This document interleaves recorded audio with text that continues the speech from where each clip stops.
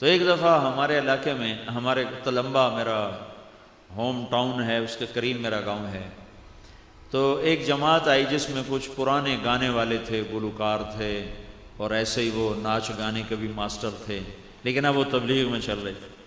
تو میں نے ان سے کہا یار یہاں ہمارے خسروں کا اڈا ہے، وہاں جا کے ان کو لے کر آؤ کسی طرح۔ وہ گئے تو انہوں نے ایک مقامی آدمی ساتھ کیا، تو اب وہ بعد میں خود بتانے لگے کہ جب ہم نے وہ جھری میں سے جب نوک کیا نا تو جھری میں سے دیکھا تو ان کا بڑا گرو تھا، بھاگی اس کو کہتے تھے، تو بھاگی نے پوچھا کون ہے، کہ ایک بندہ ہے تے باقی مولوی ہیں، وہ جس کی داڑھی نہیں تھی نا، کہ ایک بندہ ہے تے باقی مولوی ہیں۔ اچھا دروازہ تک کھولو، انہوں نے دروازہ کھولا، وہ جا کے بیٹھ گئے، تو وہاں کوئی انڈین فلم لگی ہوئی تھی، وہ دیکھ رہے تھے، تو انہوں نے کہا بھائی ہم نے آپ سے کوئی بات کرنی ہے اللہ رسول، کہنے لگے حالی تاسی فلم ویکھ رہے، انہوں نے کہا ویکھو بھائی، وہ چپ کر کے بیٹھے رہے۔ جب فلم ختم ہو گئی کہا بھائی اب ہم نے آپ سے بات کرنی ہے، انہوں نے کہا جی اسی حالی اپنا ریاض کرنا ہے، کرو بھائی، تو انہوں نے ناچنا شروع کر دیا، تو آدھا پونا گھنٹہ وہ ناچتے رہے، یہ چپ کر کے بیٹھے رہے۔ انہوں نے کہتا ہے کیوں جو مولوی ہیں جڑے جاندے ہی کوئی نہیں۔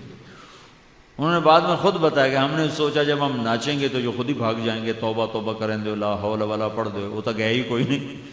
میں کہہ لے ہن سننی پوے گی۔ تو انہوں نے پھر کہا اچھا جی ہن سناؤ کی گل ہے۔ تو وہ ایک ان میں تھا نوجوان، طارق اس کا نام ہے، ادھر لاہور کا ہے، وہ ون مین شو میں بہت ماسٹر پیس آدمی ہے۔ تو اس نے ان سے بات کی، تو ان کا جو گرو تھا نا بھاگی، وہ تیار ہو گیا ساتھ آنے کے لیے، تو وہ اس کر لے کر مسجد میں آئے۔ تو میں نے کہا اس کو پہلے نماز پڑھاؤ، نماز پڑھائی، پھر میرے پاس بٹھایا، تو میں نے پوچھا کبھی تو نے نماز پڑھی ہے؟ کہا جی بس آج ہی پڑھی۔ میں نے کہا اس سے پہلے؟ کہا جی زندگی میں آج تک نہیں پڑھی۔ میں نے کہا کوئی جمعہ پڑھا ہو؟ کہا جی نہیں جمعہ بھی کبھی نہیں پڑھا۔ میں نے کہا کوئی عید پڑھی ہو؟ کہا جی عید بھی آج تک نہیں پڑھی، یہ میرا پہلا سجدہ ہے جو میں نے اللہ کو کیا ہے۔ تو میں نے کہا کیوں نہیں آتے ہو؟ عید تو پڑھ لیا کرو۔ کہا جی لوگ جو نفرت کرتے ہیں تو پھر ہم نہیں آتے، ہم نہیں آتے۔ خیر میں نے اس کو اپنے ساتھ بٹھا کے کھانا کھلایا، اکرام کیا، بڑے بڑے اس نے بال چھپا لیے نا، وہ بڑی ساری پگڑی باندھ کے نا، تو اس نے بال سارے سے اوپر کٹھے کر کے یوں پگڑی باندھ لی ہوئی تھی۔ تو میں نے اس کا بڑا اکرام کیا، بڑی محبت سے بٹھایا، تھوڑی بات کی۔ اگلے دن پھر اس کو بلایا، پھر اس کو اپنے ساتھ بٹھا کے کھانا کھلایا، اگلے دن پھر اس کو بلایا۔ تو وہ بڑا حیران ہو کر کہنے لگا جی سانتا جی مولوی نیڑے نہیں لگن دیندے تے گلاس نو ہاتھ لاگیے تو انہوں بھی دو چھڑ دین، تسی کیوں جو ہو سانو نال بات روٹی کھوائی جاندے ہو۔ پھر میں نے اسے کہا تم ایسا کرو، یہ دین تیرا بھی ہے میرا بھی ہے، نبی میرا بھی ہے تیرا بھی ہے، تو دین سیکھنے کے لیے تبلیغ میں جا۔ کہا اچھا جی چلا جانا۔ تو وہ 3 دن کے لیے پھر جماعت میں گیا۔ ہوتے اکثر تو یہ مرد ہوتے ہیں، بنے ہوتے ہیں، گزرے۔ یہ کوئی میں آپ کو 6 سال پرانی بات بتا رہا ہوں، 7 سال۔ 3 دن کے بعد وہ واپس آیا ہے، تو اس نے ناچ سے توبہ کی، پہلی صف کا نمازی بنا، داڑھی اس نے رکھی، شادی اس نے کی، اللہ نے اس کو بچے دیے، اب وہ قرآن سیکھتا ہے، نماز پہلی صف میں پڑھتا ہے۔ اور ایک اس نے مجھے آزمائش میں ڈال دیا، انہوں نے کہا گل لے مولانا صاحب میں نے آمدہ جاندہ کچھ نہیں، میرا خرچہ ہوں ساری ہے جاتی تو تیرے ذمہ۔ میں کہا چلو وہ میرے ذمہ، تو ہے کام چھڑ دے۔ وہ کہا ہم تو تنکا توڑ کے راضی نہیں ہیں، تو اب مجھے کام تو کوئی آتا کوئی نہیں، لہٰذا میرا خرچہ تو نے اٹھانا ہے، جب تک تو زندہ ہے یا میں زندہ۔ میں نے کہا چل ٹھیک ہے، جب تک میں زندہ ہوں تو زندہ ہے، تیرا خرچہ میں اٹھاؤں گا۔ اس نے کوئی 10 ناچنے والوں کو بلا کر میرے سامنے ان کے بال کٹوائے، ان سے توبہ کروائی۔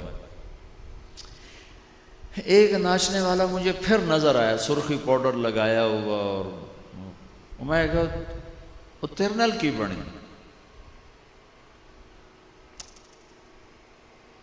آندا جی مسجد وڑیاں تو مولوی صاحب آ کے خسرا کدے وڑایا، کڈو اینو باہر۔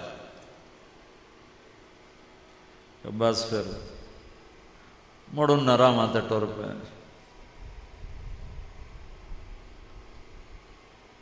ہمارے تلمبا میں بہت پرانا بازار حسن ہے. 1818 میں رنجیت سنگھ نے ملتان فتح کیا تھا. مظفر خان شہید 5 بیٹوں سمیت شہید ہوا تھا. عبدالی روڈ پر اس کی قبریں ہیں بیٹوں سمیت. تو تلمبا ملتان کا ایک صوبہ تھا اس وقت، بہت بڑا شہر تھا یہ. تو اس نے جب تلمبا فتح کیا تو ملتان یہ 1818 میں ہے. تو شیر سنگھ نے یہ فتح کیا تھا، پھر رنجیت سنگھ بعد میں خود آیا تھا. تو اس نے ایک بازار حسن کی بنیاد رکھی تلمبے میں. اب تک وہ قائم ہے. اب پہلے والی رونق نہیں ہے لیکن اب بھی ہے، سارا کچھ دھندا ہوتا ہے. تو پھر میں نے سرگودے میں ہمارا ایک ساتھی ہے، اس نے وہاں بازار حسن میں کام کیا، کئی لڑکیوں سے توبہ کروائی، کئیوں کی شادیاں کروائیں. تو میں نے اس سے کہا یار تم ادھر تلمبے جماعت لے کر آؤ، میں اپنے یہ جو ہمارے علاقے کی ہیں بچیاں میں ان میں چاہتا ہوں کوئی اللہ کی بات ہو. تو وہ آئے جماعت لے کر اور گئے بازار حسن. تو انہیں وہاں کی لڑکیوں کو اکٹھا کیا.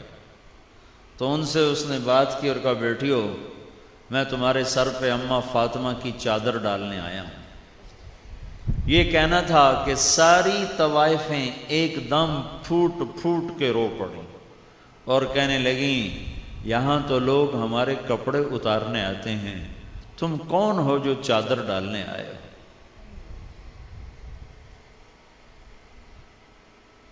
اتنا روئیں کہ اس کو بھی رلا دیا کہ یہاں تو ہمارے کپڑے اتارنے لوگ آتے ہیں، تم کون ہو جو چادر ڈالنے آئے؟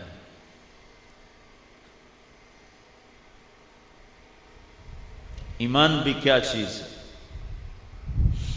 پھر خالد عباس ڈار ہے، وہ 3 دن کے لیے ہمارے تلمبے جماعت میں آیا. جواد وسیم ایک اداکار ہے، میں نے ان کو بھیجا، میں نے کہا جاؤ ان سے بات کرو. پھر وہ گئے، انہوں نے ان سے بات کی. تو انہوں نے مطالبہ رکھا کہ آپ کہو مولوی طارق جمیل جو ہمارے علاقے کا اتنا مشہور ہے، لوگوں میں واز کرتا ہے، ہمیں کیوں نہیں اللہ کی بات سناتا؟ ان سے کہو ہمیں اللہ کی بات سنائے. تو میں نے کہا اچھا ٹھیک ہے. تو وہاں میں نے ایک چھوٹا سا اسکول بھی بنایا ہوا ہے گرامر، بچوں کو اچھی تعلیم دینے کے لیے.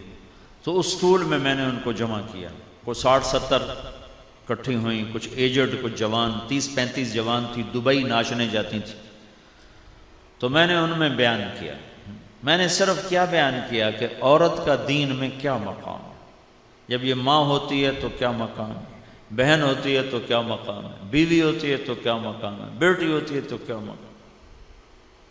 جب میں نے یہ بیان کیا کہ اللہ کے نبی نے فرمایا تھا کاش میرے ماں باپ زندہ ہوتے، اور نہیں تو میری ماں تو ہوتی، اور میں عشاء کی نماز کے لیے مصلی پہ ہوتا اور سورۃ فاتحہ شروع کر چکا ہوتا، اور ادھر سے میرے گھر کا دروازہ کھلتا اور میری ماں مجھے کہتی بیٹا محمد، تو میں اپنی ماں کی خاطر نماز توڑ دیتا اور میں کہتا جی اماں جان میں نماز دوبارہ شروع کر ساں، تساں حکم کرو کی حکم. تو وہ اتنا روئیں. وہ کون عزت بیچتا ہے؟ جب مالدار لوگ زکوٰۃ نہیں دیتے تو پھر طوائفوں کے اڈے آباد ہو جاتے، پھر عزتیں نیلام ہو جاتی. قربان جاؤں اللہ کی رحمت. میرے نبی نے فرمایا بنی اسرائیل میں ایک نوجوان تھا جس کا نام تھا کفل. ہر رات نئی لڑکی اس کے پہلو میں آتی تھی. ایک رات ایک لڑکی کو لے کر آیا 60 دینار. 60 دینار آج کے سونے کے ریٹ کے مطابق 6 لاکھ روپیہ بنتا ہے. جب اس کے ساتھ کمرے میں الگ ہوا تو دیکھا تو وہ رو رہی تھی. تو کفل نے پوچھا کیوں رو رہی ہو؟ تو اس نے کہا کفل میں پیشہ ور نہیں ہوں، میں عزت دار ہوں، مجھے بھوک نے یہاں تک پہنچا دی. جب مالدار لوگ زکوٰۃ نہیں دیتے تو غریبوں کی بیٹیاں نیلام ہو جاتی. کیا ظلم و ستم ہے! یہ کوئی تھوڑا ظلم ہے کہ پیسہ ہو اور زکوٰۃ نہ دے، ذمہ دار ہو اور فصل کا عشر نہ دے. تو کفل کی آنکھوں میں آنسو آ گئے۔ اس نے کہا تو میری بہن ہے، جس عزت کے ساتھ آئی ہے اسی عزت کے ساتھ واپس چلی جا، اور میں بڑا کتا انسان ہوں، میرے لیے دعا کر اللہ مجھے معاف کر دے۔ اور کفل کو نہیں پتا کہ اگلے گھڑی فیصلہ کیا ہو چکا ہے۔ وہ بچی گھر پہنچی، پیچھے کفل مر گیا۔ یہ ایسا نامی گرامی بدماش تھا، کل نہ اس کو کوئی غسل دینے آتا، نہ کوئی کندھا دینے آتا، نہ اس کا کوئی جنازہ پڑھنے آتا۔ وہ ایسا غلط انسان تھا، تو میں اس شہنشاہ کی رحمتوں پہ قربان جاؤں۔ ارے تم تو محمد مصطفیٰ کے امتی ہو، تمہارے لیے تو دو مہربان ہیں، ایک اللہ اوپر ہے، ایک نیچے محمد مصطفیٰ ہے۔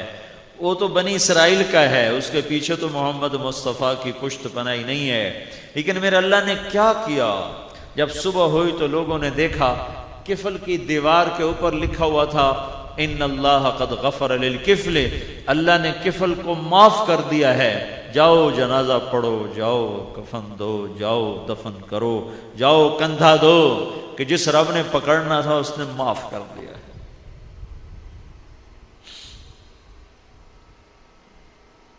میں نے کوئی پونا گھنٹہ بات کی، وہ زاروں قطار روتی ہوئی وہاں سے گئیں۔ تو 2-3 دن گزرے تو مجھے خبریں آنی شروع ہوئیں کہ ایک بچی بھاگ گئی، اپنے رشتہ دار کوئی اور تھے، ان کے جا کے پاؤں میں گر گئی، میری کہیں شادی کرا دو، مجھے اس گند سے نکال دو۔ 2-3 بچیوں نے توبہ کی کہ اب ہمیں ٹکڑے ٹکڑے کر دو، اب ہم یہ کام نہیں کریں گے۔ پھر ایک بچی کا پیغام آیا کہ میں آپ سے ملنا چاہتی ہوں، ساتھ ہے کہ اس کی نمبردار نہیں، وہ جو بیچ میں پھر بڑی ایجڈ ہو جاتی ہے تو پھر وہ جوان لڑکیوں سے بھی خطرناک ہوتی ہے، جو سودے کرواتی ہے اور کیا کچھ کرتی ہے۔ ایک وہ نمبردار نہیں، ایک وہ بچی، وہ دونوں میرے پاس میرے گھر آئیں ملنے کے لیے۔ تو وہ بچی رونے لگی، کہنے لگی میاں صاحب میری کتھائیں شادی کرا تھا، میں نے میرے براما وڈ چھڑیا مار مار کے کہ سانو کما کے دے میں جویں ہی کماؤنا ہے۔ تو میں انہوں نے آکھیا ہوں میں نے ٹوٹے ٹوٹے کر چھڑو، میں ایک گندا کم نہیں کرنا۔ تبلیغ نے صرف ممبر پہ بیٹھ کے تبلیغ نہیں کی ہے، بالا خانوں میں پہنچ کر بھی اللہ کی بات کو پہنچایا۔ میں نے کہا بیٹی تو غم نہ کر، جب بھی کوئی مجھے مناسب رشتہ ملا میں تیری شادی کروں گا، اور جب تک تیرا رشتہ نہیں ہوتا تیرا خرچہ میرے ذمہ ہے۔ وہ نمبردارنی کی 3 بیٹیاں تھیں، ان کو وہ گھنگرو بندھا رہی تھی نچانے کے لیے، تو آ کر کہنے لگی مولانا صاحب میں توبہ کیتی ہے، میری دھیاں نو بچا لو۔ میں کہا بی بی اللہ بچاؤں والا، میں کی بچا سکنا۔ اب اس نے ایک کی منگنی کر دی ہے اور وہ جگہ ہی چھوڑ دی، اور 3 کو بچا لیا، 3 زندگیاں بچ گئیں۔ تو اس طرح کتنی عورتوں کو میں جانتا ہوں جو بازار حسن کی تھی لیکن بازار چھوڑ کے کوئی شادیاں کر گئیں، کوئی باہر نکل گئیں۔ یہ تبلیغ بڑا عجیب کام، اس نے پاکستان کو سہرا بندھایا ہے۔ ساری دنیا میں پھرا ہوں، اس نے پاکستان کو سہرا بندھایا۔ تو میری گزارش ہے آپ لوگ چھٹیاں لے کر تبلیغ میں جایا کرو۔ جمعرات کو جب آپ یہاں ہو تو وہ مرکز میں رات میرا بیان تھا، وہاں جا کے بیان سنا کرو۔ جب ڈیوٹی پر ہو تو ڈیوٹی کو عبادت سمجھ کے کرو۔ ایک اللہ کے ایک جہاد ہے جو سرحدوں پر ہوتا ہے، ایک جہاد ہے جو اندر ہوتا ہے۔ جو سرحدوں پہ کھڑے ہیں رات کو پہرے دے رہے ہیں، ان کی ایک رات کا پہرا، اور تم لوگ جو راتوں کو پہرے دے رہے ہو، تمہارا ایک رات کا پہرا وہ اس 100 سال کی عبادت سے بہتر ہے جس کا ہر دن 100 سال کے برابر ہو۔ تو اپنی ڈیوٹی کو صرف تنخواہ نہ سمجھو کہ تنخواہ لبنی، اپنی ڈیوٹی کو بندگی سمجھو، عبادت سمجھو، لوگوں کی خدمت کرو، لوگوں کے کام آؤ۔